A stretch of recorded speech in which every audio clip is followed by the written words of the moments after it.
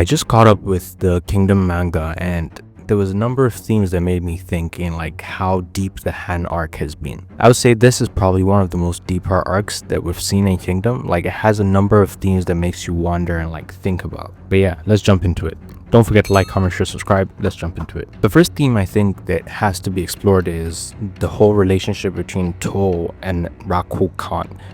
I'm gonna butcher his name.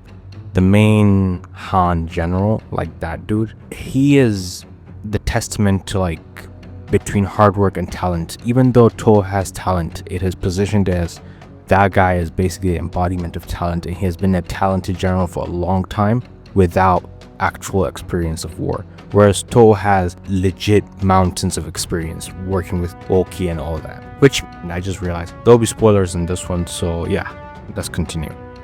To is positioned as Oki's right-hand man and has been through years of war, and whereas Rakukan hasn't really been through war, even though from the onset he had more talent than To, it seemed like he lacked physical talent, and you could see how in the first battle, they went to the first battle, he lost. And the first battle, to a certain degree, you would say is not because of his lack of experience. Shin was undiscovered element for him, which is mind-boggling, but like it is for him, right? So they lost that war because of Shin, the first battle because of Shin, and then the second battle the following day they lost it. That one I would say is due to his negligence. Not only him, but his entire force, his entire army, they don't have work experience. Like, they know the stuff like theoretically, but they don't know it in practice, which the To army and the Shin army, like, they know these things in their hearts of hearts. So that is one of the things that like really made me think. And the second segment of, I guess, the last chapters I've been reading with the Han King, him realizing that he was not meant to be king. He did not want to be king. He just wanted to be an ordinary man. He wanted to have an ordinary life with his family, with his wife, and just live out his days, not as royalty, not as anything, just as a typical everyday hardworking man. Which makes you wonder how heavy lies the crown, I guess. The crown, like, felt too much for him, because the only other experience that we've seen of like the kingdom and like a king is Essay.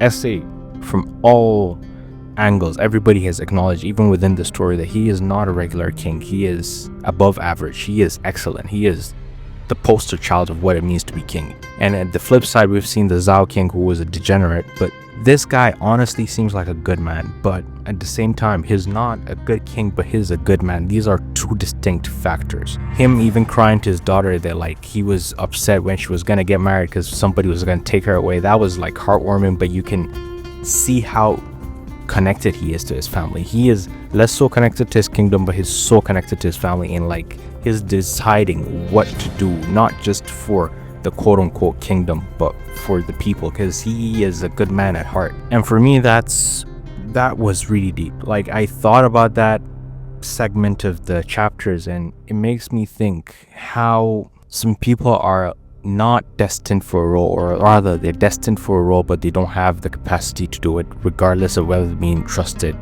to take that role. So I kind of empathize with the Han King, and you can see him having like this duality of like him, a part of him is like, I'm a king, I should be the one to protect these people, and the other part of him is saying, you need to protect yourself, you need to protect the actual people, not the kingdom, but the people. All that made me, I don't know, very thoughtful, and like it's a different philosophical point of view of kingdom that I don't think we've seen, or at the very least we haven't seen from this much detail, because every kingdom we've gone to take over, you kind of don't relate to the royalty. Like, you just relate to the ordinary people or like the generals, but you don't relate to the royalty. And this is the first kingdom, yeah, even though it's our first kingdom that we're conquering, but like it's also the first kingdom that I really sympathize with the royalty, like especially Princess Nei, as well as also her father, the King of Han. Like, I really appreciate their position, as well as also try to understand what they're feeling and going through. And Hara has done a phenomenal job of like showing and painting a picture of what we can see and what the emotions that they're feeling.